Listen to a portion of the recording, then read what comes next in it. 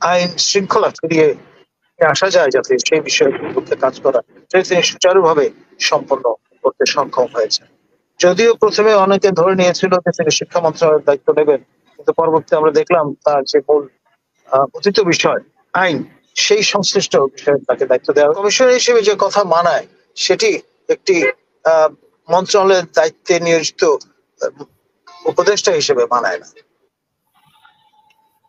তার ফল তাকে পেতে হয়েছে। আমি বিশ্বাস করি যে আসিফ নজরুলকে সেরকম পরিস্থিতির সম্মুখীন হতে হবে। এখন প্রফেসর ডক্টর আসিফ নজরুল তিনি আমাদের মনোযোগ প্রতিম সহকর্মী, এখন মন্ত্রীর মর্যাদায় আইন বিচার ও সংসদ মন্ত্রণালয়ের দায়িত্বে নিয়োজিত আছেন। ইন এডিশন আরো কয়েকটি মন্ত্রণালয়ের দায় তার উপর বর্তিয়েছে।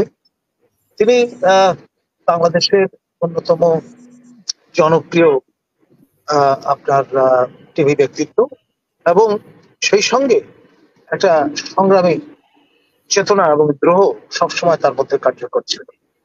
ভুলে গেলে চলবে না যে জাহানারা ইমামের নেতৃত্বে যে আন্দোলন গড়ে উঠেছিল, সেই আন্দোলনের অন্যতম আপনার শিরোমণি ছিলেন তিনি, এবং এই জন্য তাকে নানান চড়াই উৎরাই পার হতে হয়েছে। এবং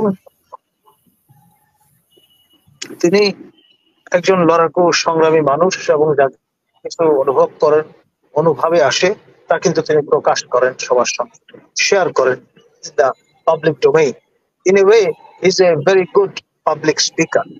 এবং যেই প্রক্রিয়ায়, যেই পদ্ধতিতে আমাদের ছাত্র জনতা তারা সংগঠিত হয়েছেন এবং কাঁধে কাঁধ মিলিয়ে আপনার এই বিপ্লব সাধন করেছেন, যার ফসল বর্তমান সরকার এবং আমাদের মাননীয় প্রধান উপদেষ্টা Nobel laureate professor doctor Yunus যে সরকারের স্টিয়ারিং হুইল ধরে আছেন, সেই সরকারের অন্যতম চালিকা শক্তি তিনি। আমাদের মাননীয় সেনাপ্রধান জেনারেল ওয়াকার তিনি যখন পাবলিকলি প্রনাউন্স করলেন, দায়িত্ব দিলেন আমাদের মাননীয় আইন উপদেষ্টা মহোদয়কে, আমাদের ছাত্র জনতাকে সংগঠিত করে তাদের সঙ্গে আলাপ আলোচনা করে আইন শৃঙ্খলা ফিরিয়ে আসা যায়, যাতে সেই বিষয়গুলোতে কাজ করা সেটা তিনি সুচারুভাবে সম্পন্ন করতে সক্ষম হয়েছে।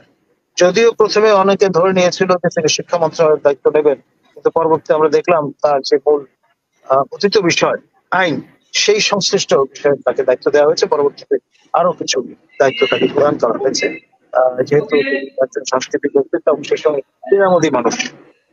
ঢাকা বিশ্ববিদ্যালয়ের ক্যাম্পাসে যখন তিনি থাকতেন, বসবাস করতেন, তখন তিনি সেই ক্যাম্পাসে বসবাসরত একেবারে স্কুল এবং কলেজ পড়ুয়া ছাত্রদের সঙ্গে তিনি ফুটবল খেলতেন, ক্রিকেট খেলতেন। সেটা খুব বেশি দিন আগের কথা নয়।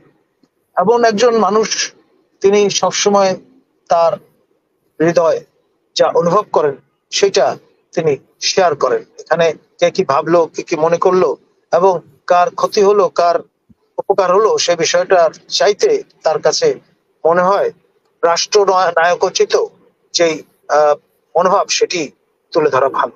এবং ঠিক সেই রকম একটা বিবেচনায় তিনি আজকে এই অবস্থান ব্যক্ত করেছেন। আর ব্রিগেডিয়ার জেনারেল অবসরপ্রাপ্ত ডক্টর সাখাওয়াত মহোদয়ের ব্যাপারটি ছিল ভিন্ন। তিনি হয়তো ভুলে গিয়েছিলেন যে তিনি আর নির্বাচন কমিশনার নন। নির্বাচন কমিশনার হিসেবে যে কথা মানায় সেটি একটি মন্ত্রণালয়ের দায়িত্বে নিয়োজিত উপদেষ্টা হিসেবে মানায় না, তার ফল তাকে পেতে হয়েছে। আমি বিশ্বাস করি যে আসিফ নজরুলকে সেরকম পরিস্থিতির সম্মুখীন হতে হবে। এখানে কথার মারপেচ আছে, কে বলছেন সেটাও গুরুত্বপূর্ণ।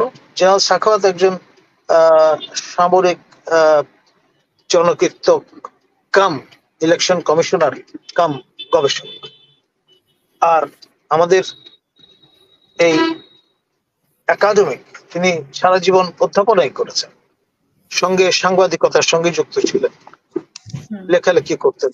আর গবেষক, এর যে সীমারেখাটা একটা একটার সঙ্গে ওভারল্যাপ করে, তো সেই দৃষ্টিকোণ থেকে দেখলে তার যে টোন, সেটি কমান্ডিং টোন নয়, সেটি হচ্ছে আপনার যেটাকে আমরা বলি কনভিন্সিং টোন, এবং সেই ভাবেই তিনি কিন্তু তার বক্তব্য হাজির করেন।